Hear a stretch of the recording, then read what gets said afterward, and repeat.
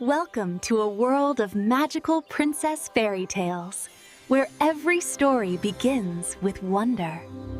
The Silver Mountains stood as eternal sentinels. Leora spent her days deciphering ancient, dusty scrolls, while Mira whispered secrets to the palace birds. Elin possessed the gentlest touch, mending broken wings. Naira brought the world to life on her canvas. In the center sat Faye, her chest glowing with light. But when the king and queen passed, a heavy silence fell. Varella took the keys, her heart cold and envious. At night, she stood before her mirror, tracing lines. 7 stars, she hissed, and I am nothing but the shadow. She climbed the spiral stairs to the forbidden tower. There, she unearthed a scroll bound in black iron. A pulse of violent, violet light exploded from the tower. The next morning, the world had changed. The flowers withered instantly under Ellen's touch. They stood in the courtyard, their hands empty. Leora grabbed their hands, her voice steady and firm. "We move now," she commanded. In the deep woods, they found their bond was stronger. Elin touched a dry riverbed, and water surged forth. At the top of the tower, Varella stood waiting. She threw a bolt of shadow at them, but the sisters did not break. They linked fingers. Faye stepped forward, her inner lantern glowing. Varella shrieked as the stolen power evaporated. She collapsed to the floor, the glare fading. The sisters stood over her, a circle of pure light.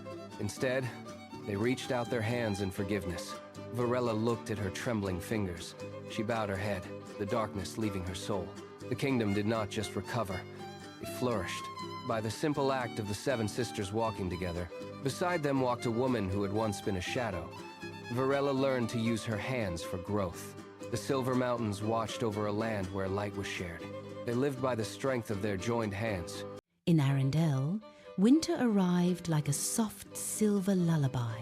Snow-layered rooftops, icicles framed windows, the fjord shimmered. Queen Elsa felt a new magic, stirring gentle, patient, unfamiliar.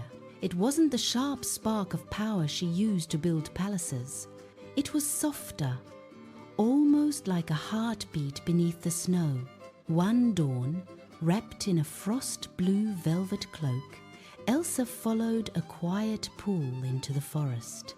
The trees stood tall, branches heavy with snow.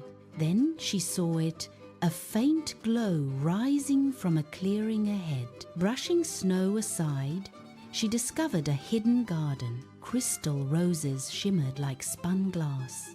Silver lilies chimed when the wind touched them.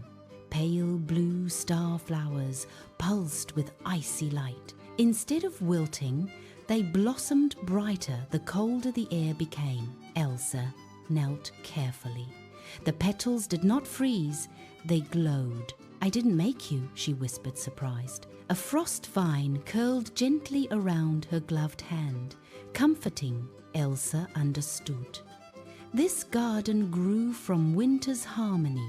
It grew from her learning to embrace her magic, not fear it. Each day she returned, shaping snow arches to shield the flowers. She let soft flakes fall like nourishment upon them. When she sang, the blossoms sparkled as though singing back. The colder the night, the brighter they shone. One afternoon, Anna followed her sister's footprints through the snow. She expected ice sculptures, but stepped into a glowing dream. "Elsa, it's alive," Anna breathed, amazed. Elsa smiled, peaceful. "Winter isn't emptiness," she said softly. "It's a season of quiet growing." Together, they placed gentle snow lanterns around the clearing. The flowers' glow could shine safely through the long nights. From the castle, Arendelle noticed a soft silver light in the woods. It was like the forest had grown its own constellation. No one knew the secret of the enchanted blooms except the sisters. Every winter after, the garden awakened once more. It grew brighter, stronger, more radiant. Elsa no longer saw winter as something to control. She saw it as something to nurture, a source of beauty. High above the world, where the wind blew cold and lonely, stood a magnificent palace made entirely of ice. This was the home of Queen Cylara, the Snow Queen.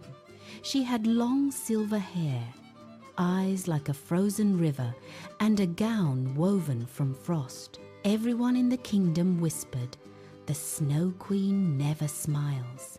And it was true.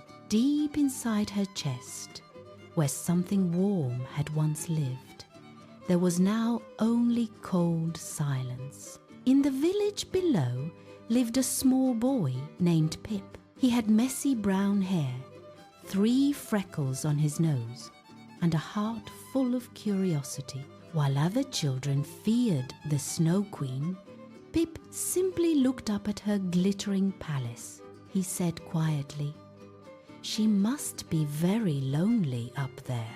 One morning, he packed a small bag with shortbread biscuits, a jar of honey, and 1 bright golden sunflower. Then he climbed the mountain to visit her.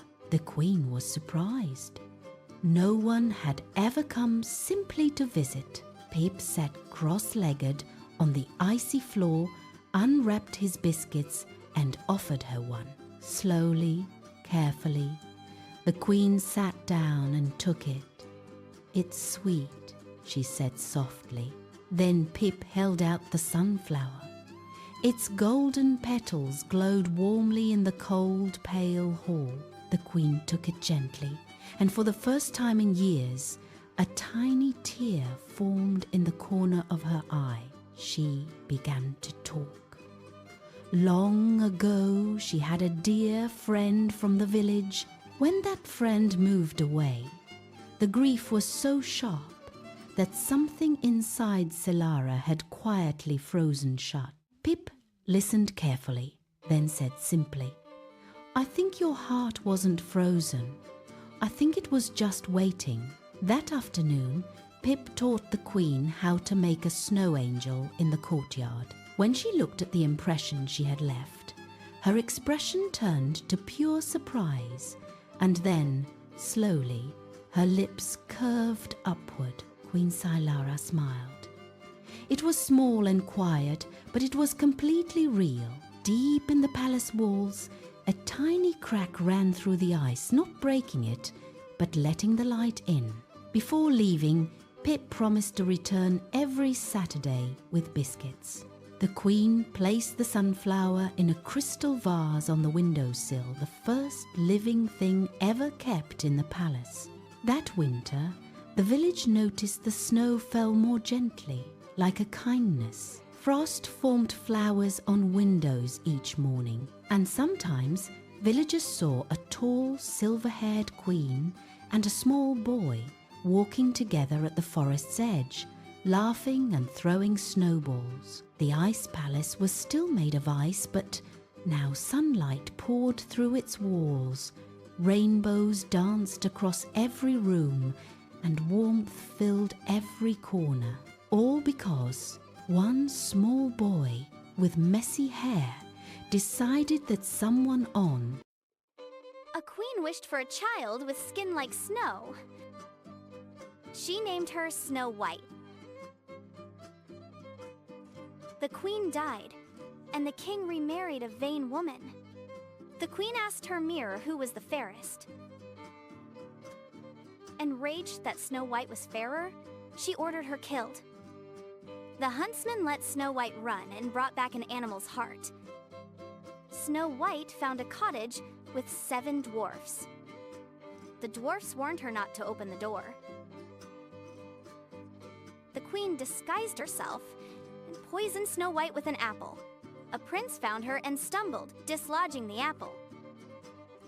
Snow White woke, and the prince asked for her hand. They ruled with care, remembering the past. And that's where today's magical story ends. But the mystery continues.